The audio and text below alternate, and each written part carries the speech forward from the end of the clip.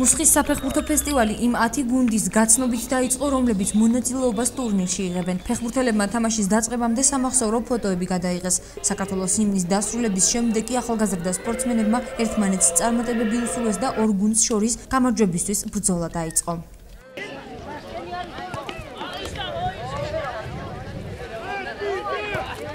მუსხის საფეხბურთო ფესტივალში ყოველწლიურად მონაწილეობას იღებს ბავშვთა გუნდები სამცხე-ჯავახეთის რეგიონის მასშტაბით და წელს უკვე 10 გუნდი მონაწილეობს მუსხის საფეხბურთო ფესტივალში. მინდა წარმატებები უსურვო ყველა მონაწილე გუნდს და იმედი მაქვს მომავალში უფრო მეტი გუნდი ჩაერთვება მუსხის საფეხბურთო ფესტივალში და უფრო მეტად განვითარდება.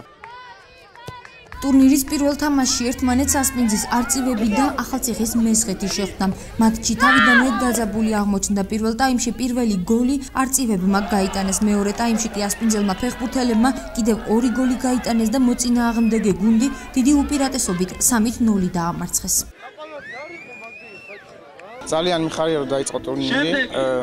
დღეს ჩვენი გუნდი თამაშობს და ეს ძალიან სასიხარულია ის. ულოცავ ყველა სამ ჩემპიონატის დაწყებას და ყველას წარმატებას უსურვებ. ჩემთვის დიდი ბედნიერება ახლა ამ ტურნირზე პირველი გოლის გატანა, როდესაც ანგარიში 0-0-ია და გოლს გახსნი. ეს უკვე მართლაც მნიშვნელოვანია გუნდისათვის. კარგია ეს ფესტივალი რომ დაიწყო. ჯანსაღი ცხოვრება იქნება ფეხბურთი. ტურნირი ტრადიციულად ყოველ წელს იმართება. ფესტივალს ფინანსური მხარდაჭერა PSP-მ და ჩაი გურიელმა გაუწია. ტურნირის ერთ-ერთი მხარდაჭერი ახალციხის მუნიციპალიტეტის გამგეობაც იყო, რომელმაც საუკეთესო მოთამაშისთვის სპეციალური პრიზი დააწესა.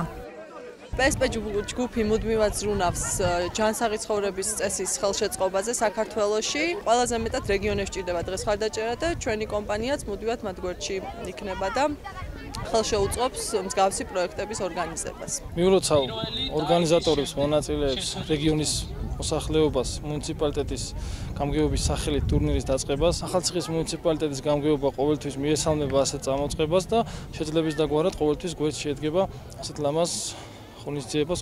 მუსხის საფეხბურთო ფესტივალი 12 ივნის დაიწყო და თვის ბოლოს დასრულდება. ორგანიზატორების თქმით, ტურნირი ახალგაზრდებში ჯანსაღი ცხოვრების წესის ხელშეწყობისკენაა მიმართული.